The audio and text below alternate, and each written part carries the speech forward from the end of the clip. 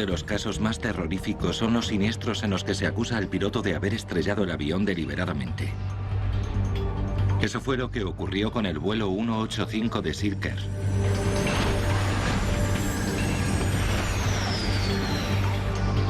Esta es una historia de confusión y conflicto, de labor detectivesca y deducción científica.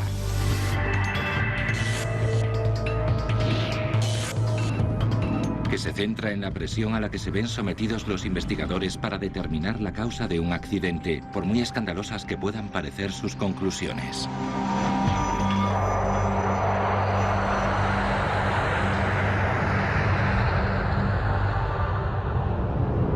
Silker 185. ¿Suicidio del piloto?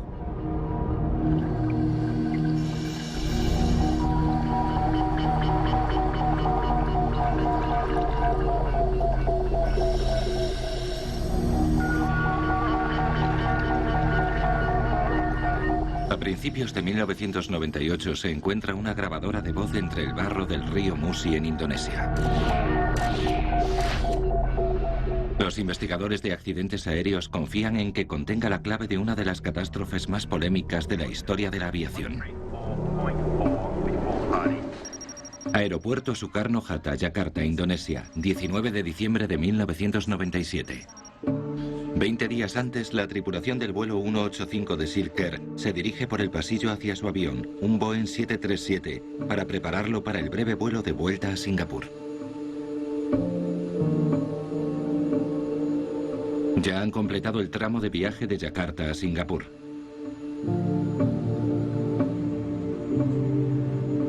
Hace un día perfecto para volar. El cielo del aeropuerto internacional de Soekarno-Hatta de la capital indonesia está azul con nubes dispersas.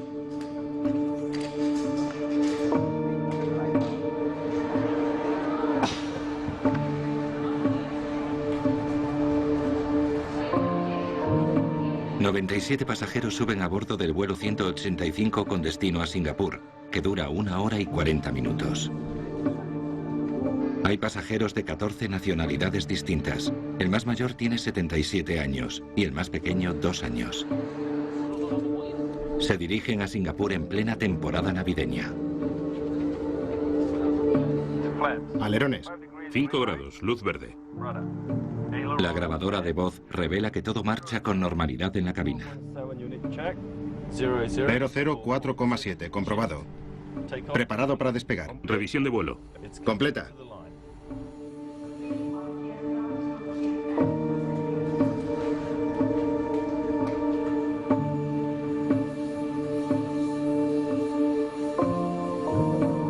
Ambos pilotos tienen una amplia experiencia de vuelo.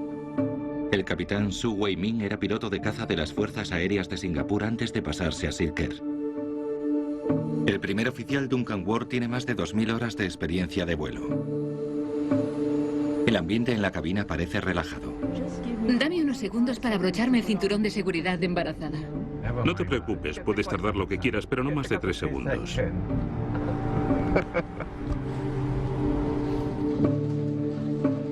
Los últimos pasajeros suben a bordo y se cierran las puertas del avión.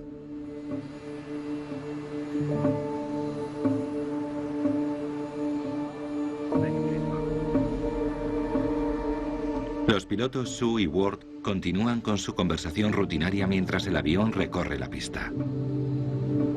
En cola y a la espera, Silker 185. Hablan con la torre de control para obtener permiso para despegar. Despegando. Papa Lima Bravo. Permiso para despegar. Silker 185. A las 15:37 horas obtienen permiso para despegar y poco después el vuelo 185 se encuentra en el aire.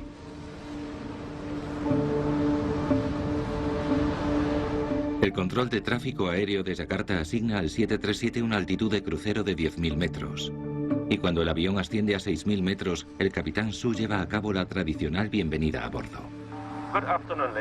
Buenas tardes, señoras y señores. Les habla el capitán. Me llamo Su Wei Min y esta tarde en la cabina me acompaña el primer oficial Duncan Ward. Ya se ha apagado la señal de llevar abrochado el cinturón de seguridad. Pueden moverse por el avión, pero si permanecen sentados, mantengan el cinturón abrochado por su propia seguridad.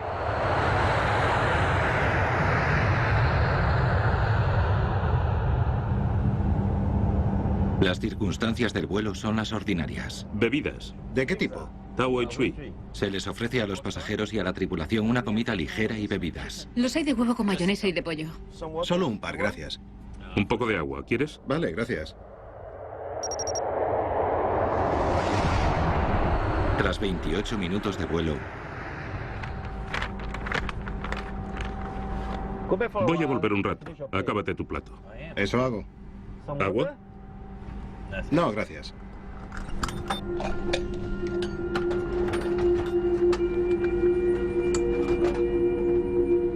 esta es la última conversación registrada en la cabina por la grabadora de voz del vuelo 185.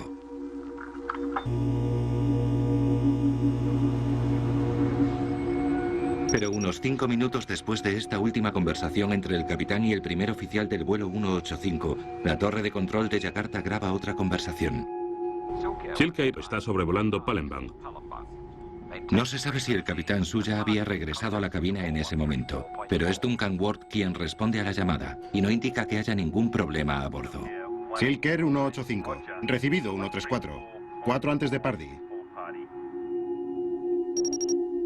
Apenas un minuto después, el radar indonesio indica un descenso rápido y acusado del avión.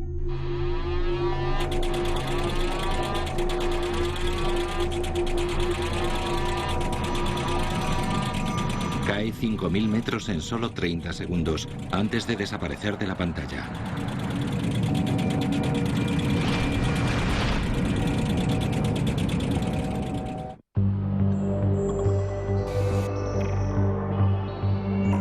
Los aviones están diseñados para no estrellarse, pero se estrellan. Y la labor de algunas de las mentes más brillantes del mundo consiste en averiguar por qué. Se trata de los investigadores de accidentes aéreos. Como investigador, intentas aclarar de forma positiva unas circunstancias trágicas. Mi objetivo siempre ha sido perfeccionar la seguridad de la aviación. El 19 de diciembre de 1997, el vuelo 185 Silker desaparece de la pantalla del radar durante un vuelo rutinario de Yakarta a Singapur. No se produce ninguna llamada de emergencia de la tripulación. Yo estaba trabajando y el avión apareció por ese lado. Hizo un sonido como un rugido y después dio un giro de 180 grados en esa dirección y se estrelló en el río con un gran estruendo y salpicando mucha agua. La aldea de Sukamayu está situada a orillas del río Musi, cerca de Palembang, en Indonesia. Esta tranquila localidad se ve conmocionada cuando el vuelo 185 se estrella a solo 100 metros del pequeño pueblo. Los aldeanos acuden de inmediato en sus botes, pero solo encuentran pequeños cascotes y restos de objetos personales. No hay ni rastro de las 104 personas que iban a bordo.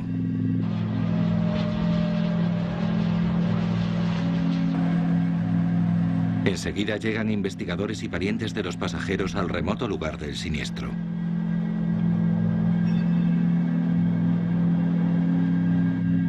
Todos tienen claro que nadie puede haber sobrevivido a tan brutal accidente.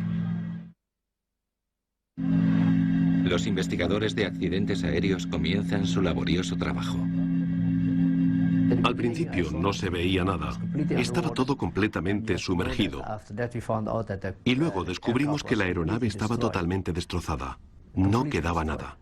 El profesor Diran dirige a las autoridades indonesias que investigan el accidente, el Comité Nacional de Seguridad en el Transporte, y se le une a un equipo de expertos del Consejo Nacional de Seguridad en el Transporte de Estados Unidos o NTSB. El NTSB tenía mucha experiencia en investigaciones de accidentes de 737, sobre todo en un pasado reciente, porque se habían producido múltiples siniestros de aeronaves de ese tipo. Forman un equipo de expertos formidable, que se enfrentan a un reto también formidable. Era un accidente singular. Yo había visto niveles elevados de destrucción de aviones que iban a alta velocidad y se habían estrellado contra el suelo, pero siempre quedaban grandes restos. En este caso en concreto, no quedaba ni un solo resto a causa de la altísima velocidad con que el avión había impactado en el agua. Al ver que no quedaba ni un solo resto, mi primer impulso fue llorar. Los fragmentos más grandes no superaban los 40 centímetros de diámetro. Recuperar los restos es una tarea imposible para los buceadores. Hay que traer grandes dragas para rastrear las toneladas de barro del fondo del río, donde se encuentran más de 1000 fragmentos del avión.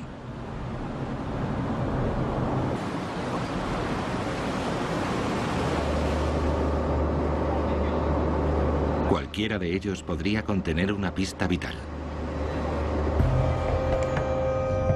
Los restos de importancia capital son la grabadora de datos de vuelo y la grabadora de voz de la cabina, las dos cajas negras que registran todos los detalles de cada vuelo. Si las cajas se hallan intactas, contienen un dispositivo denominado Pinger que conserva los datos durante 30 días. Por eso encontrar las cajas es una carrera contrarreloj. Se registra y se draga el fondo del río durante días, pero no se halla nada.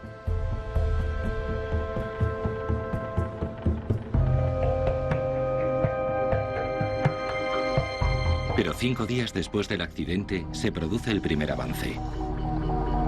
Los buceadores encuentran la grabadora de datos del vuelo entre el barro. Y una draga halla milagrosamente la grabadora de voz de la cabina 15 días después.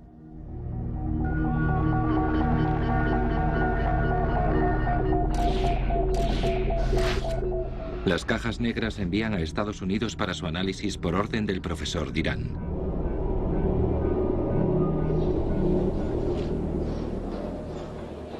Mientras tanto, continúa la labor de reunir e identificar restos. Se recupera un 73% del total del avión, y los fragmentos comienzan a revelar información vital para los investigadores. Algunos expertos creen que el vuelo 185 de Silker se salió de su trayectoria normal, y en solo 4 segundos se colocó boca abajo. Como en posición invertida no podía mantener la altitud, cayó en picado hacia el suelo.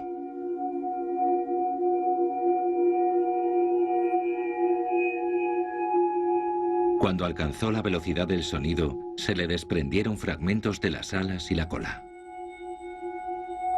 La tragedia no duró más de 1 minuto en total.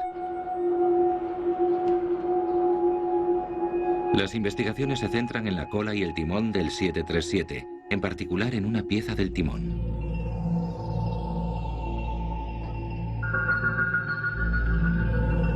El timón funciona mediante una unidad de control de potencia o PCU, que ya había tenido problemas con anterioridad.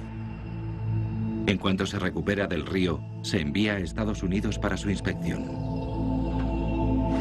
Pero otros fragmentos del avión revelan una información inquietante. Ambos motores funcionaban a plena velocidad en el momento del impacto. Y los mandos del avión estaban colocados de forma que el morro apuntase al suelo. Como si los pilotos hubieran tenido la intención de dirigir el avión directamente hacia tierra, en lugar de evitar su descenso en picado mortal. Mientras tanto, comienzan a llegar noticias de Estados Unidos. Primero llegan la unidad de control de potencia del timón y la servoválvula, a las que no se les ha encontrado ningún defecto.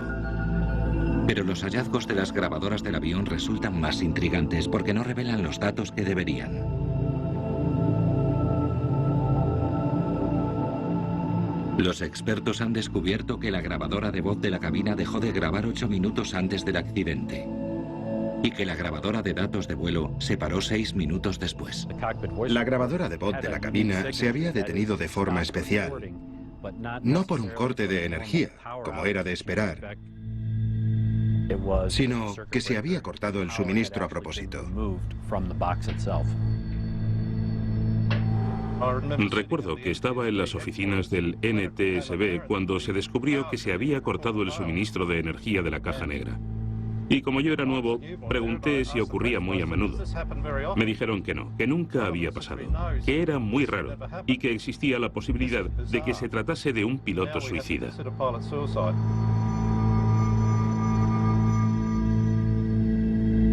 Los investigadores se resisten a inclinarse hacia lo impensable.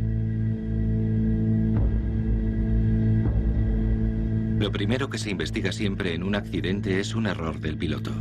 Pero en este caso, todo apunta a la escalofriante posibilidad de que el capitán Su estrellase a propósito su avión.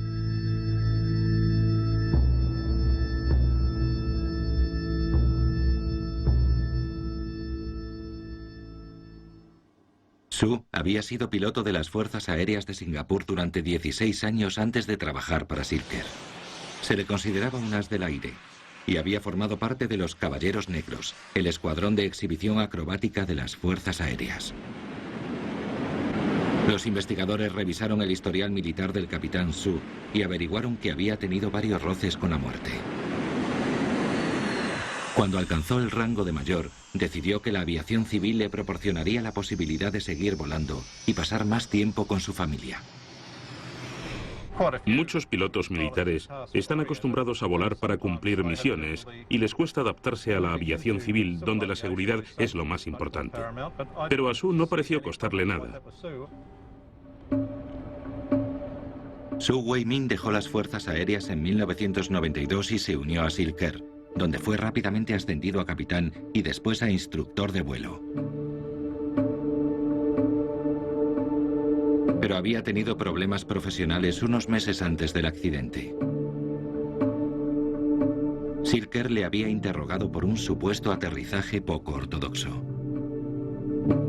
Poco después de ese incidente apagó una vez la grabadora de voz de la cabina antes de aterrizar, pero la volvió a encender a instancias del primer oficial. Silker le amonestó y le retiró del puesto de instructor de vuelo. Los investigadores empiezan a formarse una idea de Su como hombre tozudo. Pero de allí a considerarle capaz de suicidarse con el avión y asesinar a 103 personas inocentes hay un largo trecho. Las familias de las víctimas vuelven a Indonesia para el funeral. Los ataúdes son simbólicos. Se entierran vacíos porque no se ha podido recuperar ningún resto humano del río.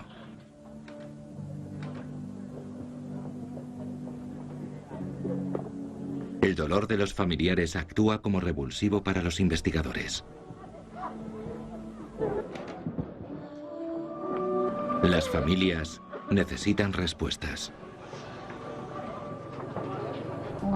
¿Qué le pasó al avión para acabar así? ¿Por qué tuvo que ser ese avión? ¿Por qué mi hija? La hija de Betty era Bonnie Hicks, una conocida modelo y escritora de Singapur que iba de vacaciones con su novio norteamericano. Aunque está desesperada por conocer la verdad, Betty no puede aceptar la teoría de un suicidio del piloto. No puedo creérmelo. No me lo creo. No se le puede echar la culpa en el juicio. En el nombre de Dios. Tiene mujer e hijos. ¿Cómo iba a haber hecho eso? Siempre cuesta racionalizar que alguien pueda hacer algo para perjudicarse a sí mismo y a los pasajeros que lleva a bordo. Pero aunque cueste creerle y se haga todo lo posible para demostrar lo contrario, llega un momento en el que hay que afrontar la realidad y aceptarla. Además de los problemas profesionales de Su, los investigadores averiguan que se trataba de un hombre con dificultades financieras. La cuenta que mantenía Su para especular en la bolsa había sido suspendida 2 veces antes del accidente y debía a sus agentes más de 80.000 euros. También circulan rumores de que había suscrito una póliza de seguro de vida que entraba en vigor el día del accidente por valor de hasta 2,6 millones de euros. De repente, la imagen del piloto empezó a rodearse de una nube negra. Las cosas empezaron a oscurecerse y se nos vino todo abajo.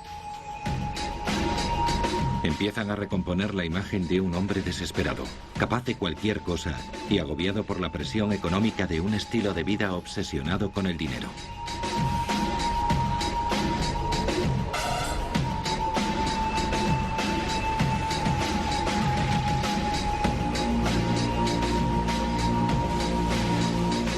A medida que se suman las pruebas circunstanciales, el rumor del suicidio se filtra a los medios de comunicación, que incrementan la presión sobre el responsable indonesio de la investigación. Las acusaciones eran muy fuertes. tanto de la prensa como de los parientes. Si la teoría de que el capitán Sue estrelló el avión deliberadamente es correcta, lo más probable es que pidiera al primer oficial que abandonase la cabina o lo incapacitase. Peter Macmillan afirma que era la única forma de que Sue hubiera podido estrellar el avión, porque para ello requería toda su fuerza. Vamos volando a 10.000 metros. Para estrellar el avión tendríamos que desconectar las marchas automáticas, lo que encendería esta señal de advertencia. Y después habría que apagar el piloto automático, que también provocaría otra señal de alerta.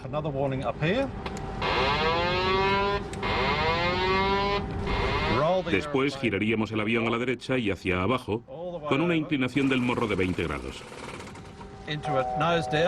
Ahora el avión está casi invertido y avanza a plena marcha hacia adelante, con el estabilizador también hacia adelante. Y se nota la presión que tengo que soportar. Si lo suelto, se recuperará solo. La velocidad vertical se sale del marcador y la altitud se desploma.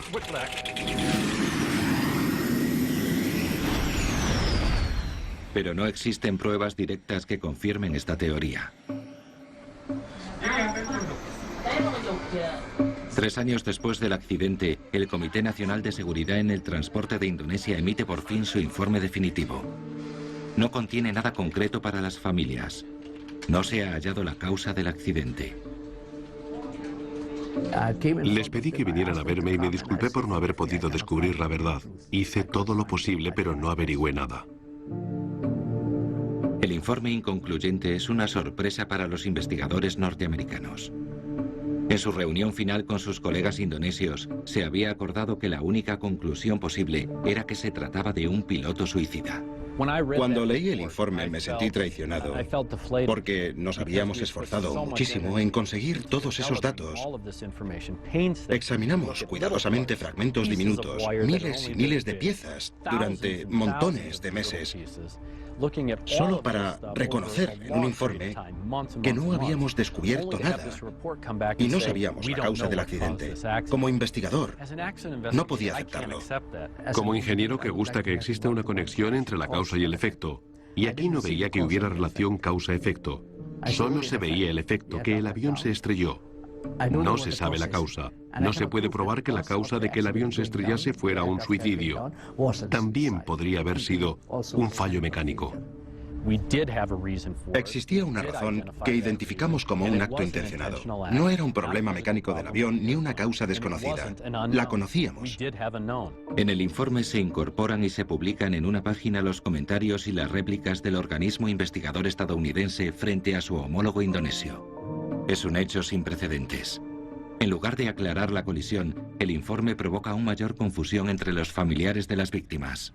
No podían entender que hubiésemos tardado tanto tiempo y gastado tanto dinero en tantos expertos para no averiguar nada. Así no podían olvidarse de lo ocurrido ni justificar en su fuero interno por qué sus seres queridos habían muerto. Vinieron muchos expertos solo para decirnos que no sabían nada. No podían darnos una respuesta y yo necesitaba una respuesta. Las investigaciones terminan después de 3 años y se cierran las puertas para las familias de las víctimas. La única teoría que tienen es la del suicidio del piloto. Pero al otro lado del Pacífico, en Los Ángeles, un abogado experto en desastres aéreos se muestra escéptico. Para él, el suicidio del piloto no tiene sentido. Los muertos no pueden defenderse. No quedaba nada ni nadie que pudiera hablar sobre lo que pasó en esa cabina. Si el capitán Sue no estrelló el avión, entonces tuvo que ser un fallo mecánico. Y así comienza su propia investigación.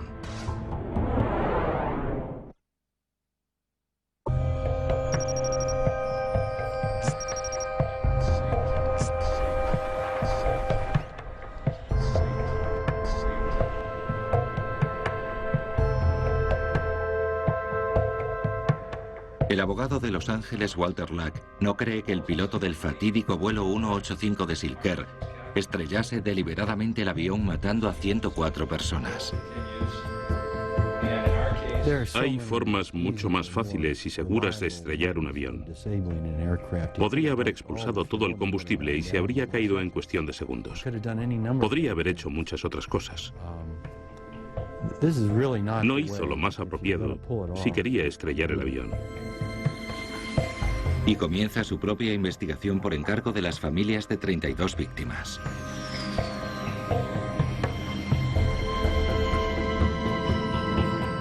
El 737 es el avión más popular del mundo y ha habido 4.800 unidades surcando los cielos desde que se introdujo en 1967. Pero a veces ha sufrido problemas. Las sospechas de Lack se fundan en la comparación con otros dos accidentes, el del vuelo 585 de United Airlines en 1991 y el del vuelo 427 de US Air en 1994. El historial de este modelo se había visto empañado por el sistema PCU del timón, lo que resultaba muy sospechoso.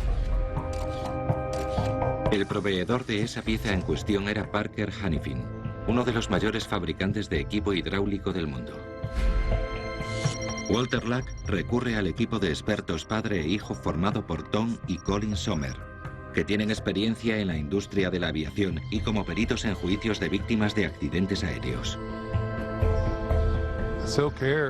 El accidente del vuelo 185 de Silker se parecía a los de los vuelos 585 de United en Colorado Springs y 427 de US Air en Pittsburgh. Nosotros fuimos los encargados de investigarlos.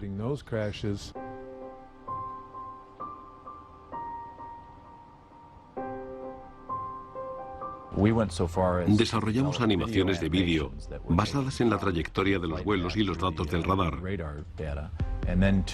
Comparamos unas animaciones con otras y las similitudes eran notables.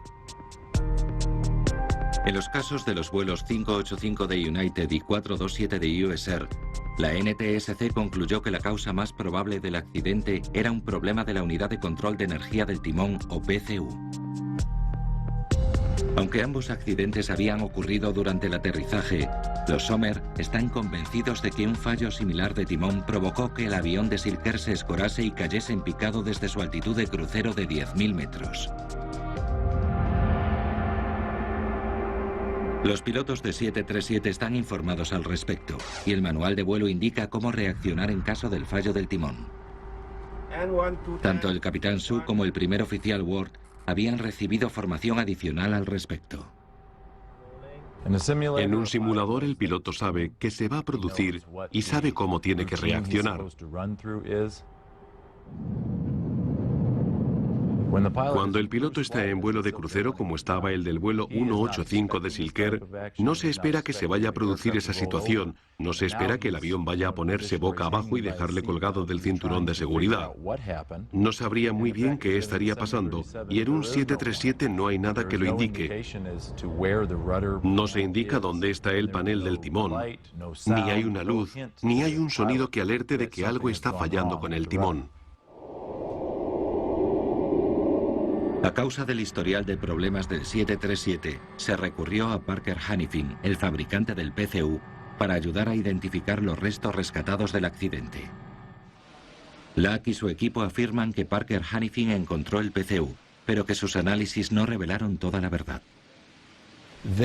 Enviaron un equipo de inmediato a recuperarlo y lo hallaron sumergido en el barro a 6 metros de profundidad.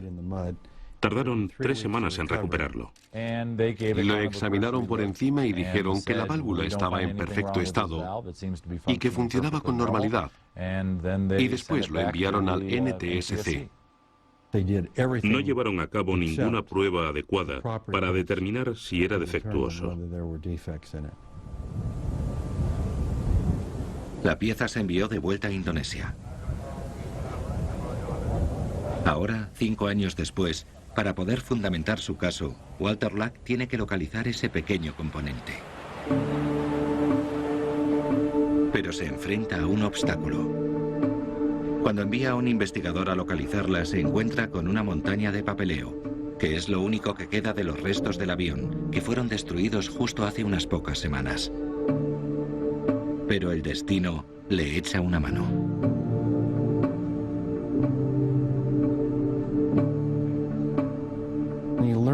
Nos enteramos de que en el NTSC había una caja fuerte.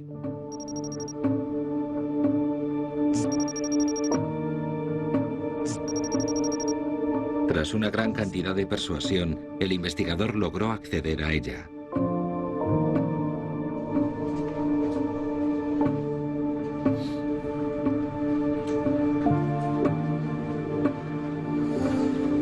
Y encontró un único resto del avión de Silker. Y no era precisamente un resto cualquiera. Se trataba de la servoválvula en la que se centraba nuestro caso. El hallazgo del PCU supone un avance importante. Es la única pieza entre miles que necesitaban los investigadores. Solo tiene el tamaño de una lata de bebida. Y es el único resto que queda del 737 de Silker.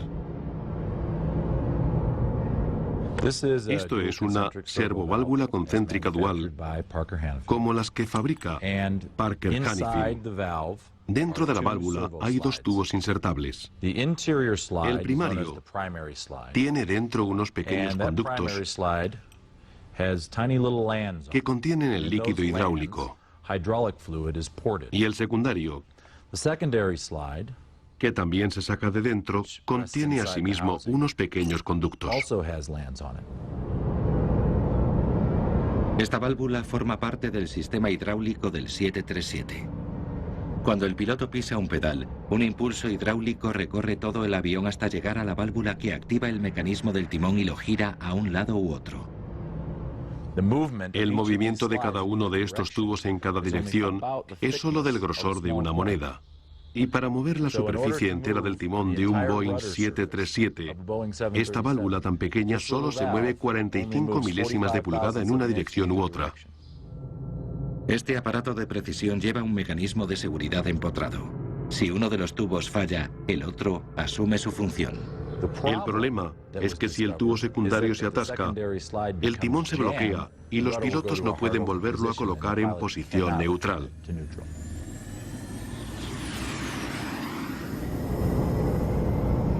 Lack basa la defensa de su caso en que la válvula del 737 de Silker tenía antecedentes. Encuentra papeles que demuestran que no superó unas pruebas que se le efectuaron después de fabricarla. Parker responde que esas pruebas no afectaban al funcionamiento de la servoválvula y que después se la volvió a inspeccionar antes de instalarla en el 737 de Silker. Considerando los antecedentes que tenía y los accidentes que había provocado, lo normal era que la investigación se hubiese centrado en la servoválvula concéntrica dual y las huellas que había en su interior, pero no fue así.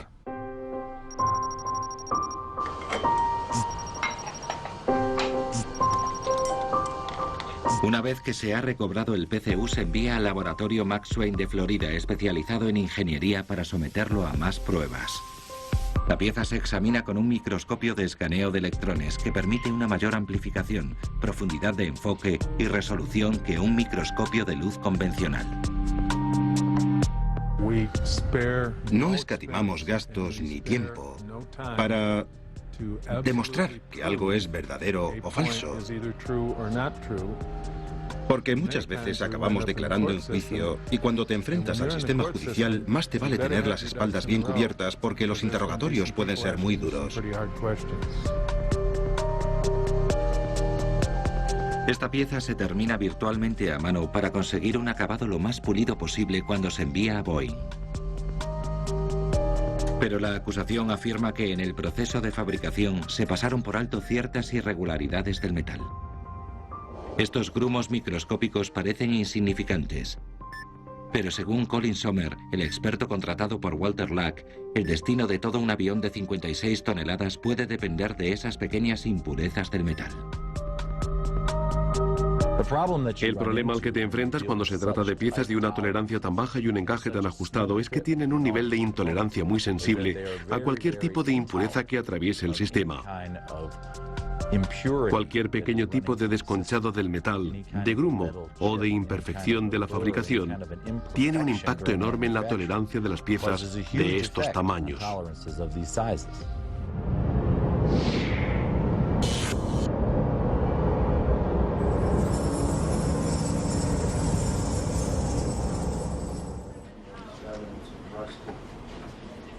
El equipo de Walter Luck está convencido de que ahora disponen de las pruebas periciales necesarias para demostrar que fue la válvula defectuosa lo que derribó el avión. Pero todavía existen pruebas que apuntan al suicidio que Luck espera poder refutar. Si fuera a haberse suicidado, ¿por qué no lo hizo a la ida? ¿Por qué esperó a la vuelta? Tenía a su mujer esperándole en el aeropuerto. Lo último que le dijo fue que pasara a recogerle a las 4 de la tarde, porque llegaría hacia las 4 menos cuarto. Fue un vuelo completamente normal en todos los aspectos. Se nota por las conversaciones que mantuvo la tripulación, por la interacción entre ellos, la forma en que charlaban y bromeaban con las azafatas. No se notaba nada raro en su actitud, nada fuera de lo normal. La investigación policial de la situación financiera de Sue reveló que sus acciones habían sufrido pérdidas de casi 1 millón de euros. Pero cuando se produjo el accidente era solvente, porque había vendido 2 propiedades y tenía un patrimonio estimado en casi 300.000 euros. Y la póliza de seguro de vida millonaria que presuntamente había suscrito días antes del accidente era para cubrir la hipoteca de 450.000 euros de su nueva casa, un requisito habitualmente exigido por los bancos. Uno de los argumentos más fuertes a favor de la teoría de que el piloto estrelló el avión intencionadamente era el hecho de que las 2 cajas negras de a bordo habían dejado de grabar antes del accidente. Y se creía que Sue las había apagado a propósito para encubrir sus actos. Pero a bordo del avión no todo era lo que parecía. El 737 era un modelo nuevo, con solo 10 meses. Cuando se entregó, venía con un sistema de grabación de datos de vuelo sólido y vanguardista. Parece ser que Silker sustituyó la grabadora de datos de vuelos por otra unidad. Los investigadores de Walter Luck encuentran la grabadora de datos de vuelo 6 años después del accidente, y su análisis plantea nuevas cuestiones. Era una pieza vieja y usada que había fallado a la hora de grabar más de 4.000 segundos de datos de 60 parámetros en las 25 horas previas al accidente, durante las que efectuó otros 12 vuelos. Según su análisis, algunas de las interrupciones solo duran 4 segundos, pero otras se prolongan hasta 11 minutos. Estaba claro que la grabadora de datos de vuelo se apagaba sola. Para Luck y su equipo, la acusación de que Sue se había suicidado y había matado a 103 personas inocentes se iba desvaneciendo rápidamente. Lejos de estrellar el avión intencionadamente, Sue y su copiloto habían hecho todo lo posible para evitar el accidente en los últimos segundos. Seguramente el piloto y el copiloto intentaron tomar todas las medidas necesarias para las que habían sido entrenados con el fin de averiguar lo que estaba ocurriendo y tratar de corregirlo. Uno de los descubrimientos demostraba que el motor del avión funcionaba a plena potencia cuando se estrelló contra el suelo. De hecho, esas eran las instrucciones del manual de vuelo de Boeing para casos de bloqueo del timón. Pero en el caso del 737 de Silker, parece ser que se dio la vuelta en menos de 5 segundos y ya no se pudo hacer nada. Y con eso ya bastaba para acudir al Tribunal Superior de Los Ángeles. A lo largo de 6 semanas, el jurado se familiarizó con la formidable cantidad de pruebas que aportaron tanto el bufete de Walter Luck como los expertos del fabricante Parker Hannifin. ¿Cómo pudo ser que 8 horas después del accidente alguien le llamase a Los Ángeles para informarle de lo ocurrido? En ese avión había piezas de más de 100 fabricantes. ¿Por qué se les informó tan deprisa a ustedes de entre todos ellos? El 737 tiene un historial significativo de movimientos del timón sin previa orden. ¿Por qué falló el suministro de energía de ambas grabadoras de datos? El suministro de energía en realidad se había sacado de las cajas. Si uno de los pilotos de la cabina inutilizó deliberadamente las dos cajas negras, ¿por qué no inutilizó las dos a la vez? Me está diciendo que quiere que este jurado se crea que han fabricado 5.100 servoválvulas y nunca ha fallado ni una. Hemos demostrado que hubo una interferencia entre el segundo tubo y el receptáculo de la válvula. Y en 3 o 4 segundos alcanzó los 90 grados y ladeó por completo el timón. Creo que no puede estar más claro. Un descenso con esos parámetros requiere una intervención intencionada del piloto. Lo más fácil es echarle la culpa al piloto.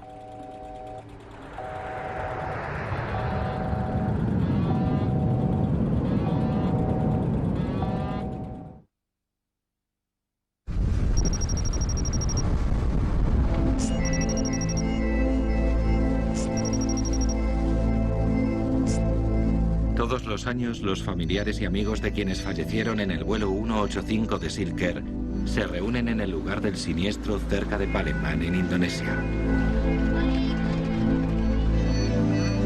Las familias han desarrollado una relación con los aldeanos de Sukarno que fueron testigos de la tragedia.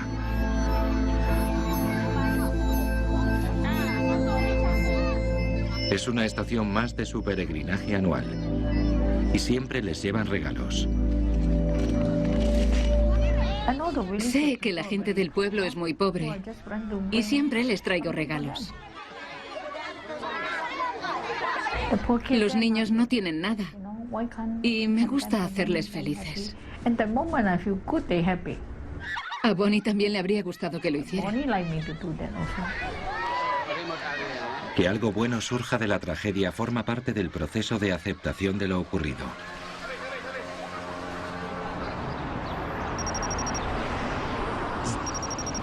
Tras 4 días de deliberaciones, el jurado reunido en Los Ángeles a instancias de las familias de 3 víctimas alcanza un veredicto. Nosotros, en el caso arriba mencionado, respondemos lo siguiente a las preguntas planteadas. ¿Tenía la servoválvula un defecto de fabricación cuando abandonó las instalaciones de Parker Hannifin? La respuesta es sí. En total eran 187 preguntas. Y todas fueron respondidas a favor del creyente y en contra de Parker Hannifin. Nunca se había dado un caso similar de grandes indemnizaciones con una victoria tan aplastante. El jurado concedió a las 3 familias querellantes más de 35 millones de euros por los daños. Se trató incuestionablemente de una gran cantidad de dinero. Fue una indemnización justa en virtud de las pruebas aportadas. La justicia funcionó al 100%. Es el tipo de caso para el que se han creado los tribunales. Tras amenazar con una apelación, Parker Hannifin declaró que aunque la empresa negaba cualquier tipo de responsabilidad en el accidente, accedía a llegar a un acuerdo con 91 familias de las víctimas. El total de la indemnización nunca se reveló. Sin embargo, algunos expertos siguen convencidos de que el capitán Su se suicidó de una forma espectacular. Las pruebas, los hechos, las condiciones y las circunstancias demuestran que el capitán podía haber sido capaz de pilotar físicamente el avión, y creo firmemente que el problema no fue mecánico, sino un acto intencionado. La realidad es que nunca sabremos exactamente qué pasó dentro de la cabina en los últimos minutos del vuelo 185 de Silk Air.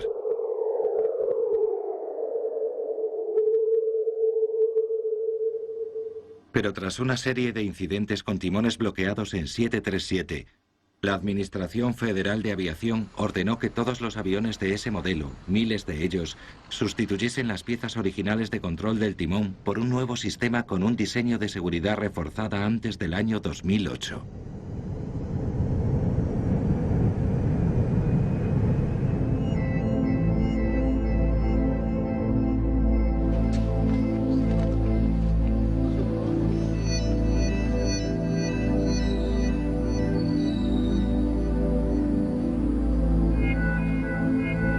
Al día siguiente de acudir a la aldea, las familias de las víctimas visitan el monumento que se ha erigido en su memoria.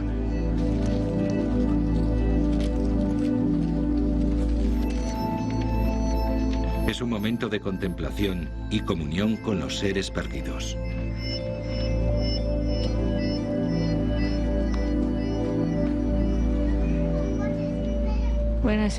Hablo con Bonnie y le pido que me ayude.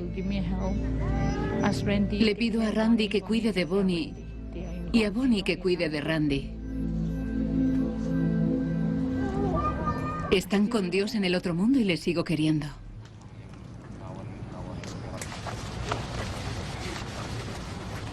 Para Betty, las indemnizaciones no tienen ningún interés. No me ayudan a sentirme mejor. Estoy muy sola. No tengo esperanza. Ya no espero nada de la vida. Me da igual que me hayan dado 10 o 20 millones. Yo estoy sola igual.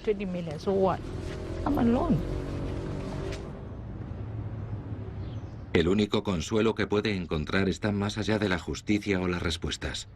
Es hacer que surja un poco de bien de la tragedia. Pero nunca encontrará la paz. No. ¿Cómo voy a encontrar la paz?